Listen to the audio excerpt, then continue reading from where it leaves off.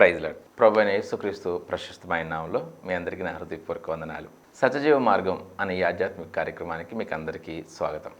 ఈ కార్యక్రమంలో మనం ధ్యానం చేసుకోబోయే అంశం ప్రతికూల పరిస్థితుల్లోనూ విజయం. ప్రతికూల పరిస్థితులలోనూ విజయం. చూడండి, పరిస్థితులన్నీ అనుకూలిస్తే చాలామంది సక్సెస్ అయ్యే వాళ్ళు ఉంటారు, సంతోషంగా శాంతిగా బ్రతికే వాళ్ళు ఉంటారు. అయితే కొన్ని ప్రతికూల పరిస్థితులు, ఇబ్బందికరమైన పరిస్థితులు మనల్ని చుట్టుముట్టినప్పుడు మనం ఎలా విజయం పొందుకోవాలి, ఎలా గమ్యానికి చేరాలి అనే జ్ఞానం మనం పరిశుద్ధ గ్రంథం నుంచి పొందుకోవచ్చు. చాలా అంశాలని వాక్యం నుంచి మనం నేర్చుకుంటాం. వాక్యం జుట్టి తేనె దారుల కన్నా మధురమైంది. ఈ లోకంలో ఎక్కడ కూడా దొరకని జ్ఞానం బైబిల్లో మనకు దొరుకుతుంది.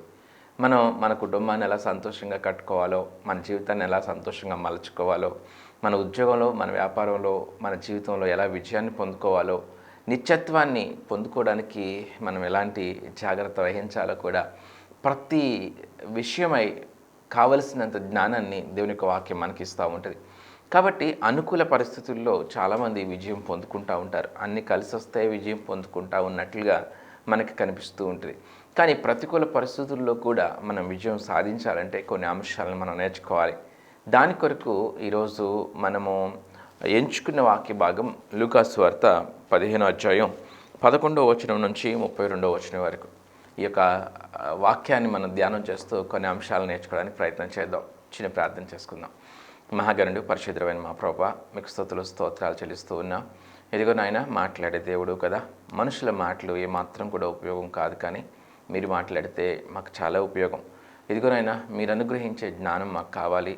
మీరు అనుగ్రహించే నెమ్మది, మీరు అనుగ్రహించే శాంతి, మీరు అనుగ్రహించే ధైర్యం మాకు కావాలి నాయన. మీ సహాయం మాకు అందరికీ అనుగ్రహించి మాతో మాట్లాడమని ప్రభువైన యేసు నామములో ప్రార్థించి వేడుకుంటున్నాను నా తండ్రి. ఆమేన్. ప్రియులారా, ప్రతికూల పరిస్థితుల్లో మనం విజయం ఎలా సాధించాలి, ప్రతికూల పరిస్థితుల్లో ఎప్పుడు విజయం సాధిస్తామో అనే విషయాన్ని మనం అర్థం చేసుకోవడానికి ఈ యొక్క వాక్యాన్ని ధ్యానం చేద్దాం. లూకాసు వార్త 15వ అధ్యాయం 11వ వచనం నుంచి. మరియు ఆయన ఇట్లనెను, ఒక మనుషునికి 2 కుమారులు ఉండ్రి. వారిలో చిన్నవాడు, తండ్రి, ఆస్తిలో నాకు వచ్చు భాగమిమ్మని తన తండ్రిని అడుగగా అతడు వానికి తన ఆస్తిని పంచిపెట్టెను. చూడండి, చిన్న కుమారుడు, పెద్ద కుమారుడు, తండ్రి ఒక ఇంట్లో ఉన్నారు. ఈ ప్యాసేజ్ మనందరికీ కూడా చాలా బాగా సుపరిచితమైన వాక్యం. అందరికీ తప్పిపోయిన కుమారుడు స్టోరీ అంటే చాలా చక్కగా వెంటనే గుర్తుకొస్తూ ఉంటుంది. ఈ తప్పిపోయిన కుమారుడు యొక్క ఉపమానంలో, ఈ తప్పిపోయిన కుమారుడు స్టోరీలో మనము ఈ అంశాలని ధ్యానం చేస్తూ మనము ఈ యొక్క ప్రతికూల పరిస్థితుల్లో కూడా ఎలా విజయం సాధించవచ్చు అనే అంశాన్ని నేర్చుకోవడానికి ప్రయత్నం చేద్దాం. ఈ కుమారుడు ఏమయ్యే చిన్నోడు సంగతి చాలా కుటుంబాల్లో చిన్నోడు ఉంటాడు, పెద్దోడు ఉంటాడు. మరి చిన్నపిల్లలు సాధారణంగా పెద్ద పిల్లల మీద కుటుంబ భారం, కుటుంబం యొక్క కష్ట నష్టాలు, కుటుంబం యొక్క లేని స్థితి, ఇవన్నీ కూడా ఎవరికి పరిచయం ఉంటాయి అంటే పెద్దోడికి పరిచయం ఉంటాయి. పెద్ద కుమారుడు తండ్రితో తల్లితో కలిసి కష్టపడిన అనుభవంలో ఉంటారు. ఏ ఇంట్లోనైనా చూడండి, పెద్ద పిల్లలు కొంచెం బాధ్యతలో, వారి యొక్క లేమిలో, వారి యొక్క మొట్టమొదటి దినాల్లో ఆ స్థితి ఎలా ఉంది, వారి మొదటి స్థితి ఎలా ఉంది, ఇదంతా కూడా పెద్దోడికి బాధ్యతాయుతంగా ఉంటారు కాబట్టి వారికి తెలుస్తుంది. మరి చిన్నోళ్ళు ఉన్నారంటే వాళ్ళు కొంచెము జులాయిగా తిరగడం కానీ, లేకపోతే లెక్కలేనట్లుగా ఉండటం కానీ, ఎక్కువ పోర్షన్ ఇలాంటి వారు కనిపిస్తూ ఉంటారు. అన్ని కుటుంబాల్లో కాకపోవచ్చు, కానీ ఎక్కువ కుటుంబాల్లో ఇలా కనిపిస్తూ ఉంటారు. అయితే ఈ చిన్నోడు కూడా చెడు స్నేహాలను బట్టి తను పాడైపోయిన స్థితిలో మనకు కనిపిస్తున్నాడు. సో చెప్పుడు మాటలు విని తన జీవితంలో జలసాకు అలవాటు పడిపోయి ఎంజాయ్ చేయాలనుకుని విచ్చలవిడిగా తిరగాలనుకున్నాడు, విచ్చలవిడిగా ఎంజాయ్ చేయాలనుకున్నాడు. తన పాయింట్ ఆఫ్ వ్యూలో మనం చూస్తే తనకు నచ్చినట్టుగా తను బ్రతకాలనుకున్నాడు. తనకు నచ్చినట్లుగా బ్రతకడానికి తనకి ఇనిషియేషన్ ఎక్కడి నుంచి వచ్చింది అంటే తన స్నేహితుల నుంచి. తన స్నేహితుల ప్రోద్బలంతో తను లోకాన్ని చూసి, లోకంలో ఉన్న వాటిని చూసి తనకు నచ్చినట్టుగా బ్రతకడానికి బాగా తీర్మానించుకుని ఉన్నాడు. దానికి తండ్రి అడ్డుగా ఉన్నాడు. తండ్రి దగ్గర ఉన్నప్పుడు కొంత ప్రొటెక్షన్ అనేది ఉంటుంది. ఏం చేయొచ్చు, ఏం చేయకూడదు వాళ్ళు చెప్తారు. అక్కడికి ఎందుకు వెళ్ళేవరా, ఇక్కడికి ఎందుకు వెళ్ళేవరా అని ప్రశ్న ఉంటుంది. వారు ప్రశ్నిస్తారు, వారు సరిచేస్తారు, వారు రక్షణ కల్పిస్తారు. ఇలాంటి విషయాలన్నీ కూడా తండ్రి దగ్గర ఉంటాయి. అయితే ఆ తండ్రి అడ్డుగా ఉన్నట్లుగా ఈ చిన్నోడు కనిపించింది. ఏదేమైనా తండ్రికి, కుటుంబానికి దూరంగా వెళ్ళిపోయి జీవితాన్ని ఎంజాయ్ చేయాలనుకున్నాడు, జీవితాన్ని జల్సా చేయాలనుకున్నాడు. సో తండ్రి దగ్గరికి వచ్చి చాలా రభస చేశాడు. నాకు రావాల్సిన సగం ఆస్తి నాకు ఇస్తే నేను వెళ్ళిపోయి నేను వ్యాపారం చేసుకుంటాను అన్నాడు. సో దూరంగా వెళ్ళిపోవాలనుకున్నాడు. సో ఏ తండ్రి కూడా వెంటనే ఒప్పుకోడు కదండి. ఈ తండ్రి కూడా వెంటనే ఒప్పుకోలే. సో చాలా ఇబ్బంది పెడతాడు కదా. చాలా కుటుంబాల్లో మనం చూస్తూ ఉంటే ఇలాంటి సిచ్యువేషన్స్ చాలా గొడవ చేస్తూ ఉంటారు. ఈ చిన్నోడు చాలా రభస్ చేసిన తర్వాత ఇక చేసేది ఏమీ లేక ఆ తండ్రి తనకు రావాల్సిన ఆస్తిని తనకి ఆ చిన్న కుమారుడికి ఇచ్చేశాడు. ఆ చిన్న కుమారుడు ఆ డబ్బుని, ఆ ధనాన్ని తీసుకుని తను దూర ప్రాంతానికి వెళ్ళిపోయి స్నేహితులతో చాలా చట్టపట్టాలు వేసుకుని చాలా జీవితంలో తనకు నచ్చినట్టుగా తనకు కోరుకున్నట్లుగా జీవితాన్ని అనుభవించడం, జీవితాన్ని జలసా చేయడం అనేది ప్రారంభించాడు. చాలామంది స్నేహితులు చుట్టూ కూడా బెల్లం చుట్టూ ఈగలు మూగినట్లుగా అనేక మంది స్నేహితుల మధ్య అదే అందమైన జీవితం అనుకున్నాడు, అదే సంతోషకరమైన జీవితం అనుకున్నాడు. తనంత తెలివైన ఎవరు లేడనుకున్నాడు. చాలా ఆ జీవితంలో తనకు నచ్చినట్టుగా బ్రతికిస్తున్నాడు. చూడండి, కూర్చొని తింటే కొండలైనా కరిగిపోతాయి అంటారు కదా. అలా తను పాడు చేసేస్తున్నాడు. సో భయంకరంగా తను ఆ యొక్క ధనాన్ని పాడు చేసేస్తున్నాడు, తన స్నేహితులతో కలిసి. సో తన దగ్గర ధనం అంతా అయిపోయింది. మరి డబ్బు గురించి, ధనం గురించి, ఆర్థిక పరిస్థితుల గురించి ఒక చిన్న లెసన్ ఇక్కడ మనం నేర్చుకోవచ్చు. అంటే సగం ఆస్తి ఇస్తే ఎంతసేపులో అవజేసేసాడు, చాలా తక్కువ కాలంలో ఆ చిన్నోడు అవజేసేసాడు. అంటే దాన్ని సంపాదించడానికి తండ్రికి ఎంత పట్టింది, చాలా కాలం పట్టుంటుంది.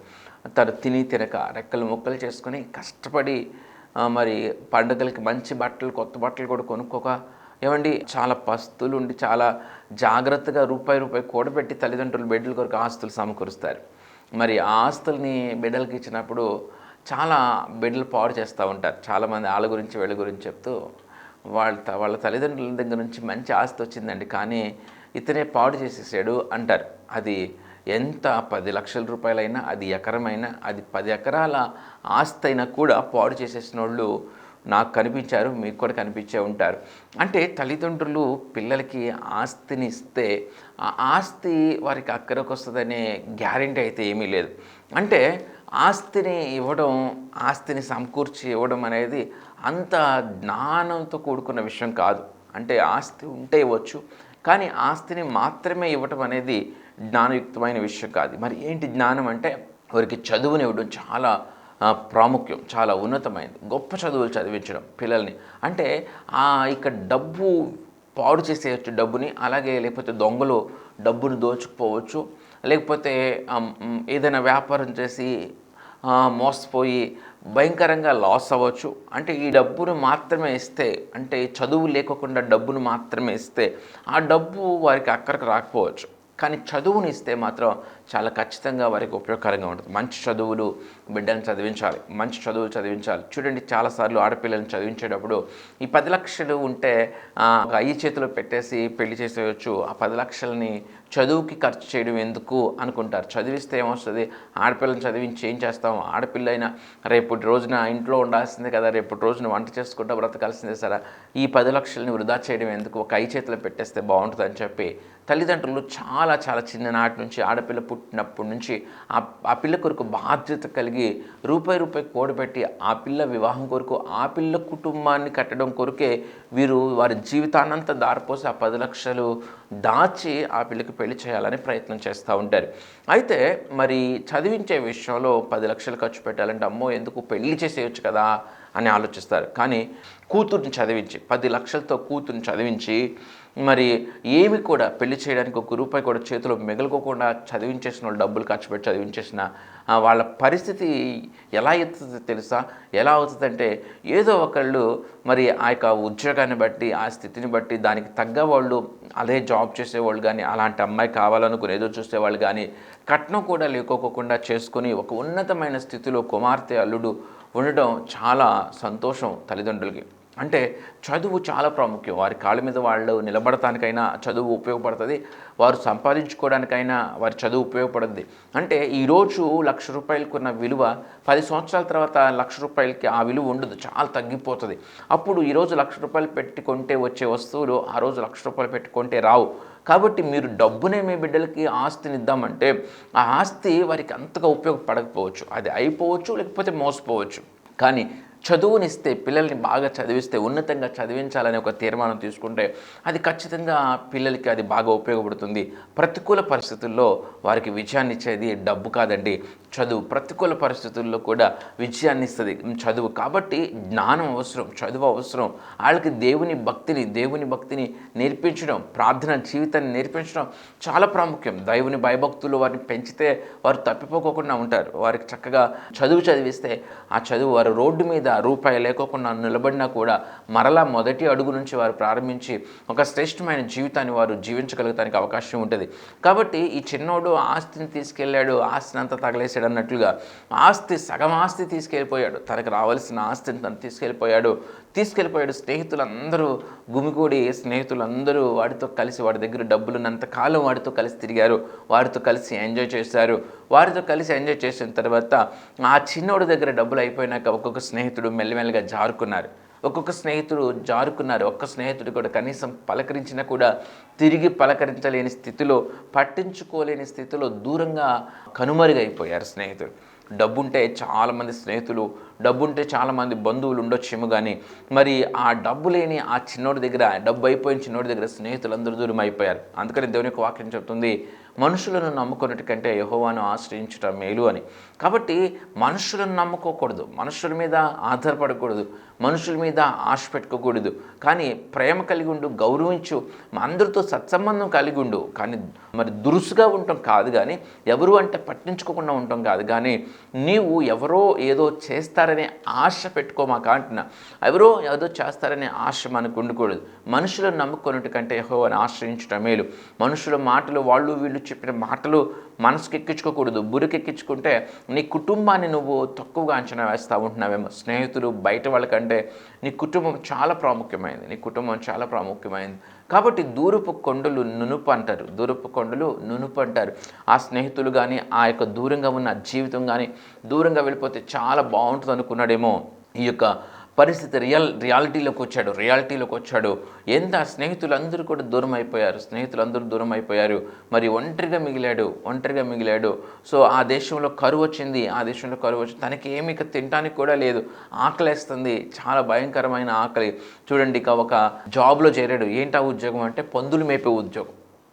పందులు మేపే ఉద్యోగంలో చేరి మరి ఆ యజమానుడు సమయానికి తనకి ఏమీ ఆహారం కూడా పెట్టకపోతూ ఉంటే ఆకలి మంట, భయంకరమైన ఆకలితో కూడిన ఆ జీవితం, ఆ బాధ ఏంటో ఆ యొక్క చిన్నోడికి తెలిసి వస్తూ ఉంది. అంతకుముందు తండ్రి దగ్గర ఉన్నప్పుడు ఏ ఆకలి తెలీదు, ఏ బాధ తెలీదు, ఎంత కాలరేగరేసిన బ్రతికాడో. అలాగే తండ్రి దగ్గర పోట్లాడి, తండ్రి విలువ తెలుసుకోకుండా, తండ్రి ప్రేమ తెలుసుకోకుండా, తండ్రికి అది అగౌరవం అని కూడా ఆలోచించుకోకుండా పోట్లాడి తనకు కావలసిన ఆస్తిని తీసుకుపోయి దూరదేశంలో మొత్తం నాశనం చేసేసి ఇప్పుడు చివరికి ఎలాంటి పరిస్థితుల్లోకి వచ్చాడంటే ఆకలితో చాలా భయంకరమైన స్థితిలో ఉన్నాడు.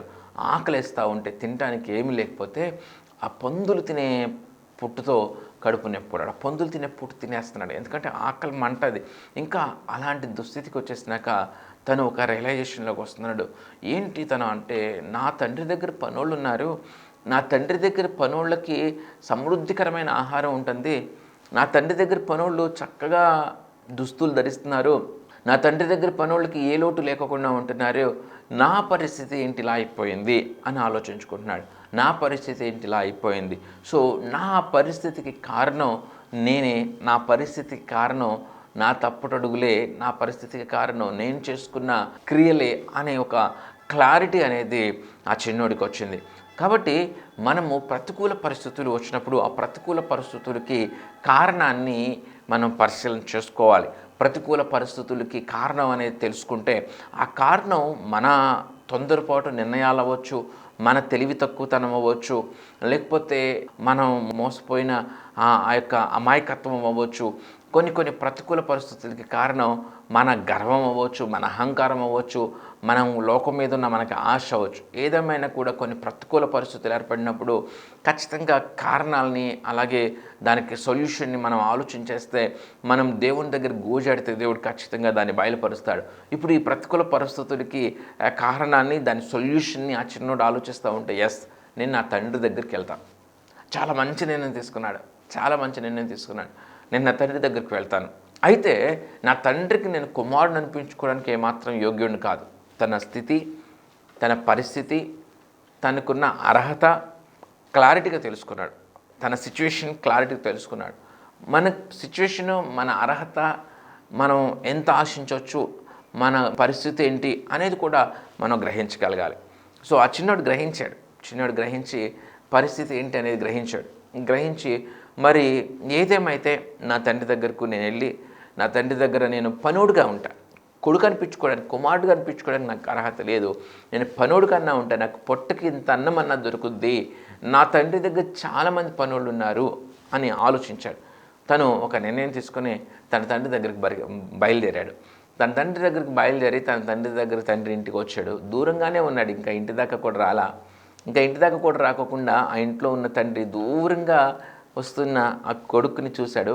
ఆ కొడుకుని చూసి చాలా ఉప్పొంగిపోయాడు. కనికరపడి పరుగెత్తుకుపోయి తన్ని హత్తుకుని మెడ మీద ముద్దు పెట్టుకున్నాడు. వాస్తవానికి అప్పటికి ఆ కొడుకు ఎలా ఉన్నాడో తెలుసా? భయంకరమైన మురికి బట్టలతో, పందులు మేపేవాడు ఎలా ఉంటాడు? పందులు మేపే స్థితి మాత్రమే కాదు, వాడు బికారిగా, మరి అనాథగా, ఎవరు లేనివారుగా, కనీసం మరి బట్టలు కూడా ఉతుక్కుని మార్చుకోలేని మరి స్థితిలోకి ఆ కొడుకు వెళ్ళిపోయాడు.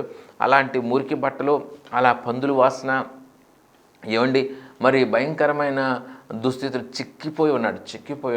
సో చిక్కిపోయి ఉన్నాడు. ఒక్కోసారి చాలామంది కొంతమంది మనుషులలో మార్పు వస్తే ఒక్కోసారి గుర్తించలేము, కానీ తండ్రి గుర్తించాడు. దూరంగా ఉండగానే గుర్తించాడు. మరి మురికి బట్టల్లో గుర్తించాడు. మరి భయంకరమైన పరిస్థితుల్లో గుర్తించాడు. కరికరపడి పరుగెత్తుకుని వచ్చి గట్టిగా హత్తుకుని మెడ మీద ముద్దు పెట్టుకున్నాడు. కొడుకు అంటున్నాడు, నేను నీకు కొడుకు అనిపించుకోవడానికి యోగ్యుడిని కాదని కొడుకు ఏదో చెప్పబోతానికి ట్రై చేస్తున్నాడు. కొడుకు చెప్పబోతున్నా కూడా ఏమాత్రం కూడా దాని మీద తన దృష్టి పెట్టక, ఎవరెక్కడ అని చెప్పి పనివారిని పిలిచి, ఇదిగో నా కుమారునికి ప్రశస్తమైన వస్త్రాలను తీసుకురండి, ఇదిగో ఉంగరాన్ని తీసుకురండి, ఇదిగో చెప్పులు జోతని తీసుకురండి అని చెప్పి చాలా హడావిడి చేసి చాలా చక్కగా శ్రేష్టమైన వస్త్రాలను తనకు తొడిగించి, తనకి ఉంగరం పెట్టి, తనకి చెప్పులు వేసి, ఇదిగో గొప్పగా సంతోషిస్తూ ఉన్నాడు. ఇదిగో ఈయన తప్పిపోయిన కుమారుడు దొరికాడు, చనిపోయిన కుమారుడు బ్రతికాడు, ఒక క్రొవ్విన పశువును వధించండి, విందు చేయండి, అందరం తిని సంతోషిద్దామని చెప్పి చాలా మురిసిపోతూ ఉన్నాడు. ఆ కొడుకు పరిస్థితి ఎలా ఉంటుందో ఆలోచన చేయండి. ఆ కొడుకు ఎంతగా ఆ ప్రేమను మిస్ అయ్యాడో, ఎలాంటి ప్రేమను తిరిగి పొందుకున్నాడో, తను ప్రతికూల పరిస్థితుల్లో తన తండ్రిని ఆశ్రయిస్తే ఒక పనోడుగా అన్న ఛాన్స్ కుదురుతుంది అన్న తన ఆలోచన అలా ఉంటే, తండ్రి ఆ ప్రతికూల పరిస్థితుల్లో తండ్రి ప్రేమ ఎంత గొప్పగా ఉందో మనం చూస్తూ ఉన్నాం. కాబట్టి మనకి ప్రతికూల పరిస్థితులు ఉన్నప్పుడు మనము దేవుణ్ణి ఆశ్రయిస్తే దేవుడు అనుగ్రహించే ధైర్యం, దేవుడు అనుగ్రహించే శాంతి ఏమండి మన జీవితంలో చాలా విజయాన్ని ఇస్తుంది. మన ప్రతికూల పరిస్థితుల్లో వాస్తవానికి మనకి ధైర్యం కోల్పోతాం. అంటే ఏ పరిస్థితి బాగోలేదనుకోండి, మన చుట్టూ ఏ పరిస్థితి బాగోలేదనుకోండి, మనకేం కోల్పోతాం? ధైర్యం కోల్పోతాం, శాంతి ఉండదు, గలిబిలిగా ఉంటుంది. కానీ దేవుడిని ఆశ్రయిస్తే, తండ్రిని ఆశ్రయిస్తే మన ప్రతికూల పరిస్థితుల్లో దేవుడు అనుగ్రహించే ధైర్యం కానీ, దేవుడు అనుగ్రహించే శాంతి కానీ మనకి వివేచన ఇస్తాయి. చక్కగా జాగ్రత్తగా ఆలోచించగలిగే క్యాపబిలిటీ ఇస్తాయి. మనం ఏం చేస్తున్నామో, మన పరిస్థితి ఏంటో అర్థం చేసుకునే జ్ఞానం ఇస్తాయి. కాబట్టి ఆ పరిస్థితుల నుంచి మనం బయటకు రాగలగడానికి దేవుడు ఒక మార్గం ఏర్పాటు చేస్తాడు. మనం విజయం పొందుకోవడానికి కావలసిన మార్గాన్ని దేవుడే చక్కగా మనకి సన్నని స్వరంతో మన హృదయంలో మాట్లాడుతూ ఉంటారు. కాబట్టి చాలా చాలా జాగ్రత్తగా మనం గుర్తుంచుకోవాల్సింది ఏంటంటే, ఏ స్థితికైనా చాలిన దేవుడు మన దేవుడు అని మర్చిపోకూడదు. మీ పరిస్థితులు ఎలా ఉన్నాయి, మీ పరిస్థితులు చాలా పాడైపోయినగా ఉన్నా, మీ పరిస్థితులు చాలా ఇబ్బందికరంగా ఉన్నా, కుటుంబంలో నెమ్మది లేకోకుండా ఉన్నా కూడా, వ్యాపారాల్లో మరి నష్టాన్ని చూస్తున్నా కూడా, మనం దేవుణ్ణి మనస్ఫూర్తిగా వెతికితే, దేవుని మీద ఆనుకుంటే, దేవుని మీద ఆధారపడితే, దేవుడు ఇచ్చే ధైర్యం, దేవుడిచ్చే శాంతి, మనం ఆ పరిస్థితుల్ని గ్రహించగలిగే స్థితి మనకిస్తాయి. ఆ పరిస్థితులు పరిస్థితులను చక్కగా అర్థం చేసుకునే స్థితి మనకిస్తాయి. అలాగే ఆ పరిస్థితుల్ని ఎలా అధిగమించాలి, ఆ పరిస్థితుల్లో ఎలా విజయాన్ని పొందుకోవాలో కూడా దేవుడు చక్కటి ఆలోచనను మన హృదయాల్లో పెడతాడు. కాబట్టి దేవునిని నమ్ముకొనటం చాలా యోగ్యం, దేవుణ్ణి ఆశ్రయించడం చాలా యోగ్యం. చూడండి, యేసు ప్రభు 33.5 సంవత్సరాలు ఈ భూమి మీద ఉన్నప్పుడు చెప్పిన ఉపమానం ఇది. కాబట్టి తండ్రి ప్రేమ చాలా విలువైంది, దేవుని ప్రేమ చాలా విలువైంది. దేవుని ఆశ్రయించితే, తండ్రిని ఆశ్రయిస్తే ఆయన తోసిపుచ్చేవాడు కాదు. చాలా మనకి ఒక నూతనమైన జీవితాన్ని ఇవ్వగలడు. మరల నూతనమైన జీవితాన్ని ఆ చిన్నోడికి తండ్రి ఇచ్చాడు. చాలా సంతోషం. అయితే ఈ సంతోషంలో మరి చాలా హడావిడిగా ఉంటా ఉండగా పెద్దోడు రానే వచ్చాడు. పెద్దోడు పొలం పని పూర్తి చేసుకుని వస్తూ ఉంటే ఆ డ్యాన్సులు, ఆ యొక్క లేకపోతే ఆ మ్యూజిక్ అవన్నీ కూడా చూసి ఏం జరుగుతుంది మా ఇంటి దగ్గర అని వచ్చి ఒక పనోడిని అడుగుతాడు, ఏమయ్యా ఏం జరుగుతుంది మన ఇంటి దగ్గర అని అడిగితే, మీ తమ్ముడు గారు వచ్చారండి అని చెప్తాడు పనోడు. మీ తమ్ముడు గారు వచ్చారని మీ నాన్నగారు ఇంత వింత చేస్తున్నారని చెప్తే మరి గబగబా వాళ్ళ నాన్న దగ్గరికి వెళ్ళకోకుండా, ఇంట్లోకి కూడా వెళ్ళకోకుండా తను చాలా అక్కడ కోపంగా ఉన్నాడు. ఆ తండ్రే వచ్చి ఈ కొడుకుని బ్రతిమలాడి లోపలికి తీసుకువెళ్తూ ఉంటాడు. ఎంత మత్సరపడిపోతున్నాడంటే, నేను నీ దగ్గరున్నా, నీ మాటిన్నా, నీతోనే ఉన్నా, నీకు ఎంత సేవ చేస్తున్నా, ఎప్పుడైనా నా కోసం కానీ నా స్నేహితుల కోసం కానీ క్రొవ్విన పశువును వధించావా, విందు చేసావా? ఇదిగో వాడు తన ఆస్తిని అంతా కూడా వేస్తిలతో పాడు చేసి, తన ఆస్తిని అంతా కూడా ఇలా దుర్వ్యాపారాలు పాడు చేసి వస్తే వాడి కోసం ఇంత చేస్తున్నావని మత్సరపడుతున్నాడు. చూడండి, మరి తండ్రి ప్రేమ, మరి ఐక్యతగా కుటుంబాలు ఉండాలి, ఇలాంటి డిస్టర్బెన్స్, ఇలాంటి వ్యతిరేకత రాకోకుండా కుటుంబాల్లో ఉండదు. కానీ వాస్తవానికి మనం అర్థం చేసుకోవాల్సింది ఏంటంటే, కుటుంబాలలో భార్యాభర్తల మధ్య అయినా ఏమండి, లేకపోతే అన్నదమ్ముల మధ్య అయినా, లేకపోతే అత్త కోడళ్ళ మధ్య అయినా, ఇలాంటి బంధాల మధ్య మరి మనస్పర్ధలు రాకోకుండా ఉండవు. చాలా కుటుంబాల మనస్పర్ధలు వస్తాయి. మనస్పర్ధలు రావడం వలన చాలా డిస్టర్బెన్స్ ఏర్పడుతూ ఉంటుంది. ఏం చేయాలి అంటే వెంటనే మనం క్షమించగలగాలి. మనం కోపాన్ని, పగని మన హృదయంలో దాచుకోకూడదు. ఎవరైతే కోపాన్ని, పగని వారి హృదయంలో దాచుకుంటారో, వారి హృదయంలో కోపం, పగ ఉన్న కారణాన్ని బట్టి వారి వలన ఇతరులకి నష్టం కలగడం ప్రక్కనుంచండి. వారి వలన వారికి నష్టం ఎక్కువ కలుగుద్ది. అంటే ఎవరి హృదయంలో అయితే పగ, కోపం ఉంటాయో వారికే ఎక్కువ నష్టం కలుగుతుంది, వారికే నెమ్మది లేకుండా అయిపోద్ది, వారికే సరైన నిర్ణయాలు తీసుకునే స్థితిలో వాళ్ళు ఉండరు. కాబట్టి ఈ అన్న మత్సరంతో రగిలిపోతున్నాడు. సో కోపము, పగ మన హృదయాల్లో ఉండకూడదు. మన కుటుంబాల్లో మనం మేలుకరంగా, శాంతికరంగా, సంతోషంగా ఉండాలంటే, ఆశీర్వాదాన్ని చూడాలంటే మనం క్షమించగలిగే హృదయం మనకు ఉండాలి. తండ్రి ఎంతో చక్కగా బిడ్డని ప్రేమించిన తీరు మనకు కనిపిస్తుంది. మనం క్షమించలేని స్థితిలో కోపాన్ని, పగని పెట్టుకుని మత్సరపడిపోతూ, బాధపడిపోతూ ఉంటే అది మనకే కీడు. కాబట్టి కోపాన్ని, అలాగే పగని మన మనసులో ఉంచుకోకూడదు. ప్రతికూల పరిస్థితుల్లో మనం విజయం చూడాలంటే కోపం, పగ మన హృదయాల్లో ఉండకూడదు. నువ్వు ఎలాంటి పరిస్థితుల్లోనైనా సక్సెస్ అవ్వాలనుకుంటే నీ హృదయంలో కోపం, పగ లేకోకుండా చూసుకో. ఎవరినైనా నువ్వు క్షమించగలగాలి. దేవుడు నేర్పించే గొప్ప పాఠం ఏంటంటే క్షమాపణ. యేసుప్రభుని సిలువేసినప్పుడు రోమ్ సైనికులు చాలా క్రూరంగా ఉండేవాళ్ళు. యేసుప్రభుని వెనకాల నుంచి ఒకడు నడుము మీద తన్ని, ఓయ్ నువ్వు దేవుడు కదా, నేను తన్నింది ఎవడో చెప్పు అని హేళన చేశారు. ఆయనని బంతులాడారు. ఆయనకి బాగా ఒకటి కోపంతో ముళ్ళ కిరీటం చేసి ఆ శిరస్సు మీద ఇలా పెట్టి గట్టిగా నొక్కాడు. ఆయన ముఖం మీద ఉమ్మేశారు. చాలా అటు ఇటు తోచుకున్నారు. నువ్వు దేవుడు కదా అని చెప్పి చాలా హేళన చేశారు. అలాంటి భయంకరమైన అపహాస్కుల్ని, క్రూరుల్ని యేసుప్రభు క్షమించాడు. సో కాబట్టి ఎంత మూర్ఖులనైనా యేసుప్రభు క్షమించారు, దేవుడు క్షమించాడు. ఈ భయంకరమైన పనికిమాలిన కొడుకుని తండ్రి క్షమించాడు. కాబట్టి మనం క్షమించగలిగే హృదయం మనకు ఉండాలి. మన హృదయంలో కోపం, పగ పెట్టుకోకూడదు. కాబట్టి చక్కగా ప్రేమగా ఉండగలగాలి.